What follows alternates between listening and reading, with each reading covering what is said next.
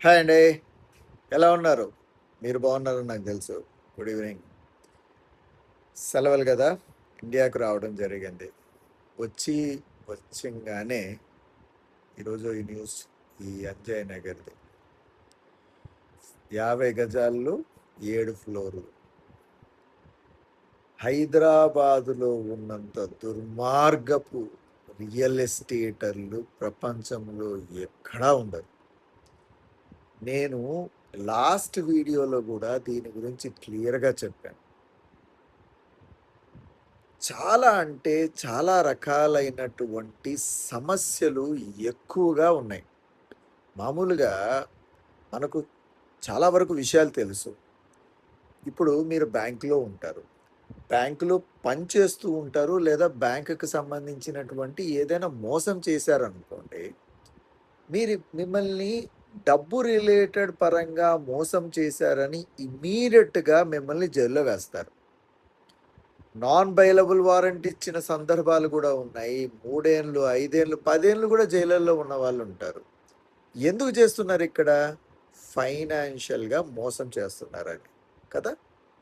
అలాగే చాలా రకాలైనటువంటి ఈవెన్ గవర్నమెంట్ వాటిల్లో కూడా చాలా వరకు ఇలాంటివి అన్నీ చేస్తున్నారు.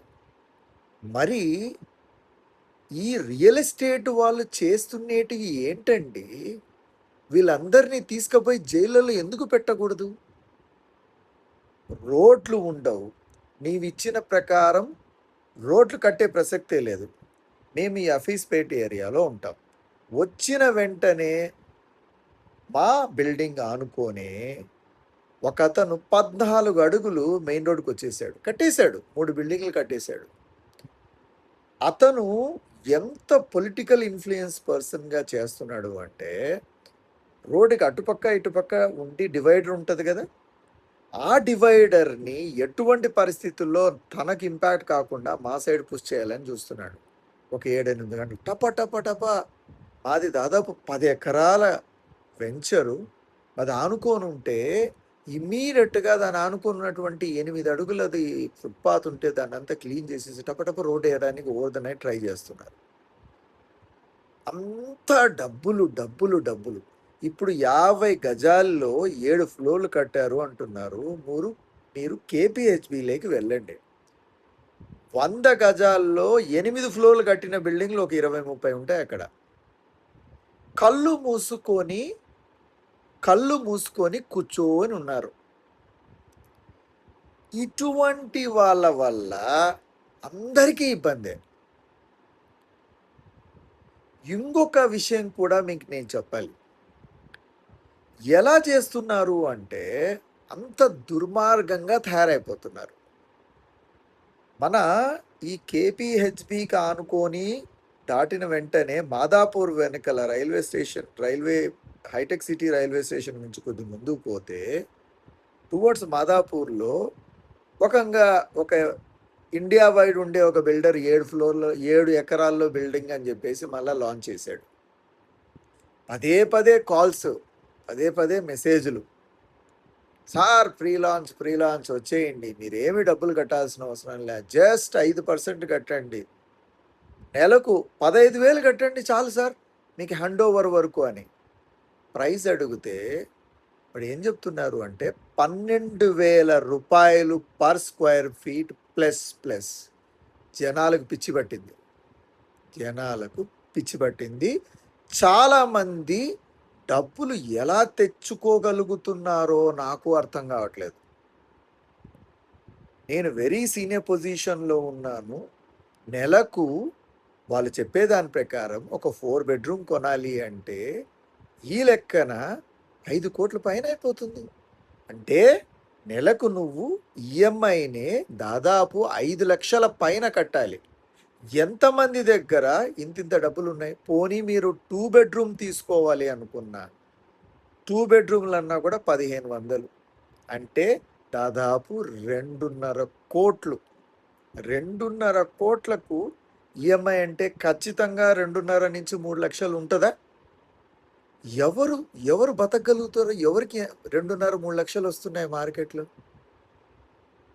జనాలకు పిచ్చి పట్టిపోయింది. వీళ్ళు అలాగే చేస్తున్నారు. ఎలా చేస్తున్నారు అనేది ఇంకొక ఎగ్జాంపుల్ చెప్తా చూడండి.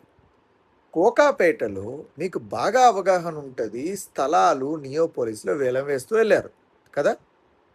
దాంట్లో రీసెంట్గానే చెప్తున్నాను. ఒక బిల్డర్, మీకు తెలుసు నేను బిల్డర్ల పేర్లు తీసుకోనని, ఒక బిల్డరు దాదాపు 150 కోట్ల వరకు, నాకు ఎగ్జాక్ట్లీ నెంబర్ గుర్తులేదు, 1 ఎకరా తీసేసుకున్నాడు. అంటే కొన్ని ఎకరాలు కొనేశాడు. ఎంత అడ్వాన్స్ కట్టాడు అతను? 5 కోట్లు హెచ్ఎండిఏ దగ్గర పెట్టాడు, వేలం పాట పాడాడు, తీసుకున్నాడు.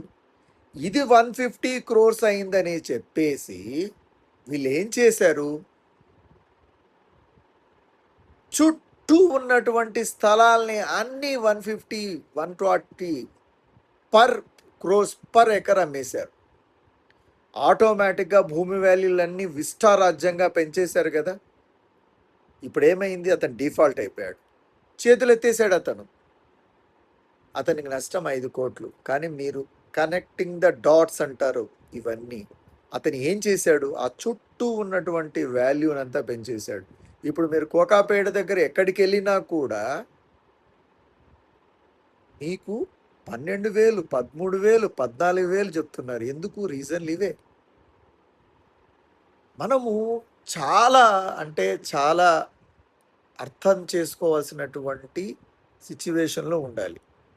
వీళ్ళ మాటల ట్రాపుల్లో పడకూడదు. మళ్ళా రాయదుర్గలో మళ్ళా 256 కోట్లు పర్ ఎకర్ అని మళ్ళా మొదలుపెట్టారు. సేమ్ స్టోరీ, సేమ్ కథ, సేమ్ అంటే సేమ్. గుర్తుపెట్టుకోండి, ఖచ్చితంగా మనము ఆస్తుల్ని కొనాలి.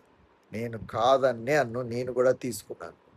కానీ భూమి విలువలు మేము ఎప్పుడైనా ఎలా చూసామంటే మా జనరేషన్లో రూపాయి అనేది 2.5 రూపాయి అవుతుంది 4 ఏళ్లలో, 3 ఏళ్లలో, రైట్? అలా కాదు, రూపాయి అనేది 10 రూపాయలు కాకూడదు. ఇది ఆర్థిక అసమానతలకు దారి తీస్తుంది, భయంకరంగా దారి తీస్తుంది. అది ఈరోజు సిచ్యువేషన్ మనం ఎండప్ అవుతున్నాము. వీళ్ళ మోసాల్ని హద్దు లేకుండా ఆపే వాళ్ళే లేరు అసలు. వీళ్ళని ప్రతి ఒక్కరూ, అందరూ కూడా నాన్ కాంట్రవర్షియల్, వాళ్ళకి ఇష్యూ లేని పాయింట్స్ మీద మాత్రమే మాట్లాడతారు. కానీ ఇష్యూ ఇక్కడే ఉంది. ఫస్ట్ ఆఫ్ ఆల్, హైదరాబాదు బాగుపడాలి అంటే కంట్రోల్ రావాలి భూమి విలువల మీద. బిల్డర్ ఖచ్చితంగా 6 నుంచి 7,000 రూపాయలకు బ్రహ్మాండంగా ఇవ్వచ్చు. ఇచ్చినా కూడా అతని మంచి లాభాల్లోనే ఉంటాడు. వీళ్ళకి అత్యాశ అయిపోయి సర్వనాశనం చేస్తున్నారు. ఏ బిల్డర్ అయినా చూడండి, ఎవరైనా చూడండి, ఇదే కథ. ఈరోజు నాకు ఇంకొక యూట్యూబ్లో చూస్తుంటే ఇంటికి వచ్చాక ఇంకొక వీడియో చూశాను.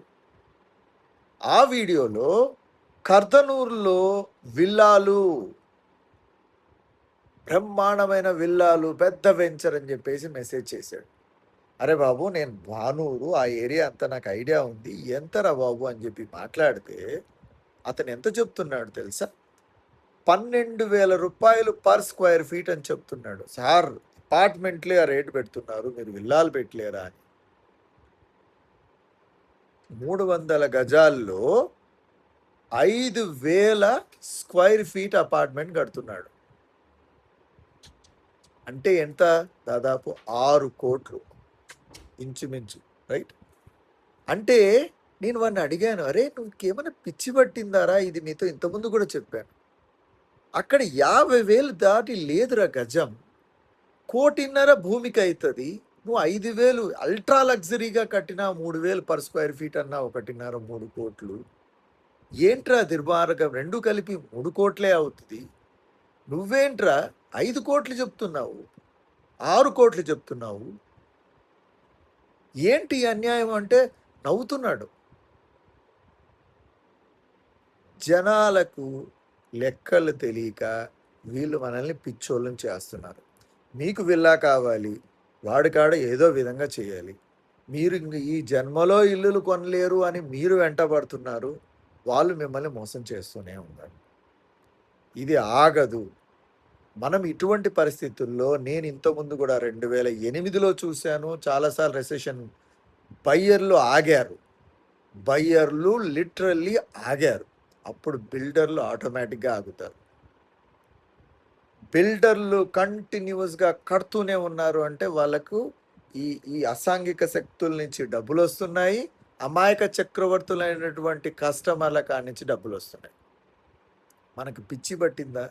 ఇంతింత డబ్బులు కట్టేసి వాళ్ళ దగ్గర 12,000 మనకంత వాల్యూ లేదండి ఈరోజు. ఇదంతా ఇన్‌ఫ్లేటెడ్. మీకు క్లాసిక్ ఎగ్జాంపుల్ చెప్తున్నాను. మీ జీతాలు క్యాలిక్యులేషన్ ఏసుకోండి. ఎంతమందికి మోర్ దాన్ 1,00,000 రూపీస్ వస్తోందండి మార్కెట్‌లో?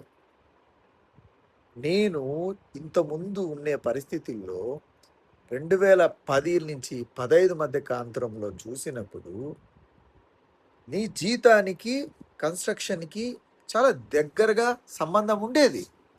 ఇప్పుడు అలాంటి పరిస్థితి లేదు. మనకు అటువంటి సిట్యుయేషనే లేదు. విపరీతమైనటువంటి వేరియేషన్ ఉంది నీ సంపాదనకు, ఈఎంఐకి. నువ్వు ₹1,00,000 సంపాదిస్తుంటే నీ ఈఎంఐ 40,000 దాటకూడదు. ఈ రోజున్న పరిస్థితుల్లో నువ్వు ₹1,00,000 సంపాదిస్తే ఈఎంఐ దాదాపు ₹1,00,000 అవుతుంది. ఆఫ్‌కోర్స్ బ్యాంక్ వాడు మీకు లోన్ కూడా ఇవ్వడు అనుకోండి. కానీ అలాంటి సిట్యుయేషన్‌లో మనల్ని తీసుకుపోయి పెడుతున్నారు. దుర్మార్గం అంటే దుర్మార్గంగా తయారైపోతున్నారు. నేను ఇండియాకొచ్చిన మరుసటి క్షణం ఇవన్నీ వింటే నా కడుపులో భగ్గుమంటోంది. అసలు ఏం జరుగుతోందిరా ఇక్కడ? అసలు మనం ఏం చేస్తున్నామని. ఏదో విధంగా చెయ్యాలి. బిల్డర్లు ఒక్కరైనా రాకపోతారా? ఒక్కడైనా జెన్యూన్‌గా రాకపోతాడా? అరే నేనొస్తున్నాను. 15 ఎకరాలు కడుతున్నాను. 15 ఎకరాల్లో 6,000 పర్ స్క్వేర్ ఫీట్ పెడుతున్నాను. జెన్యూన్‌గా ఒక్కరైనా వస్తారా అని వెయిట్ చేస్తున్నాను. ఇది జరగట్లేదు. నేను దుబాయ్‌లో చాలా సార్లు ఈ సమస్యలు చూశాను. కానీ బిల్డర్లు జెన్యూన్‌గా వచ్చి ప్రైజులు తగ్గిచ్చి, కరెక్షన్ చేసి మంచి ప్రైజెస్‌లో ఎన్నో సార్లు చూశాను నేను. 2, 3 సార్లు చూశాను. ఇండియాలో ఈ మార్పు రావడం లేదు. రూపాయి 2.5 అవ్వడం మంచిది. రూపాయి ₹10 అవ్వడం దుర్మార్గం. ఎందుకంటే మన జీతాలు అలా పెరగట్లేదు. మన ఆదాయాలు అలా పెరగట్లేదు. మీకు తెలియని భూతం ఏఐ చాలా అంటే చాలా. మీకు తెలుసు నేను ఐటీ మీద ఉన్నానని. దాని మీద చాలా వీడియోలు చేయండని చాలామంది శిష్యులు అడుగుతున్నారు. ఖచ్చితంగా చాలా వీడియోలు చేస్తాను. నాకు టైం దొరుకుతోంది. ఖచ్చితంగా చేస్తాను. కానీ ఈరోజు నాకు ఇమ్మీడియట్‌గా దీని మీద మాట్లాడి రిలీజ్ చేయాలని అనిపించింది. దయచేసి ఆలోచించండి. మీరు ఎక్కడెక్కడ రెస్పాన్సిబుల్‌గా రెస్పాండ్ అవ్వాలో అవ్వండి. బిల్డింగులు మీరు కేబీహెచ్‌పీ నుంచి ఇటు సైడ్ కిందికొచ్చారంటే ఒక ఏరియా గోపాలరావు నగర్ అని ఉంటది. ఒక్క బిల్డింగ్ కూడా ఆథరైజ్డ్ కాదు. మొత్తం ఖతం. పేపర్ల మీద నేను 25 లక్షల రూపాయలు నోట్ రాసి ఇచ్చేసి ఇల్లులు అమ్ముతున్నారు. ఇప్పటికే జరుగుతున్నాయి, కడుతూనే ఉన్నారు. కళ్ళు మూసుకొని ఉన్నారు జీహెచ్ఎంసీ అందరూ. ఇది నిజం కాదా? మీరు అడగరా? ఎంతమంది ఎన్ని ప్రాణాలు పోవాలి ఇవన్నీ? రోడ్డు వేస్తారు. రోడ్డుకు అటుపక్కన ఇటుపక్కన ఫుట్పాత్లు కట్టరు. దీనికి సంబంధించి ఎవరైనా మాట్లాడాలంటే ధైర్యం చేయరు. మనము మాట్లాడాలండి. మనం మాట్లాడకపోతే అన్యాయం అయిపోతాం. బెంగుళూరులో ఎంత దారుణమైన పరిస్థితి మీరు చూశారు. ఒక చోటు 2 కిలోమీటర్లు 3 కిలోమీటర్లు అంటే 2 గంటలు. అంత దారుణమైన పరిస్థితి ఉంది. మన హైదరాబాదును మనం కాపాడుకోవాలి. ఒక మంచి థింగ్ నేనేం చూశానంటే ఈ హైడ్రా, అఫ్కోర్స్ నేను ఎవరు సైడ్లు తీసుకోవట్లేదండి. ఈ హైడ్రా వల్ల చాలా అంటే చాలా ఈ ఈ భయాలు ఏర్పడి అట్లీస్ట్ చెరువుల చుట్టూ దాని చుట్టూ జరిగిపోతోంది. ప్రతి చోట బుల్లింగ్ జరగాలి. అప్పుడే మనుషులు వింటారు. లేకపోతే వీళ్ళు వినరు. ఆలోచించండి. మనం దీని మీద ఏం చేయగలుగుతాం? మీరు కామెంట్ రూపంలో మీ ఫ్రస్ట్రేషన్‌ని కూడా చెప్పండి. దయచేసి మీ వాల్యుబుల్ కామెంట్స్ ఇవ్వండి. Let us talk together, let us finish this kind of problems. జై హింద్.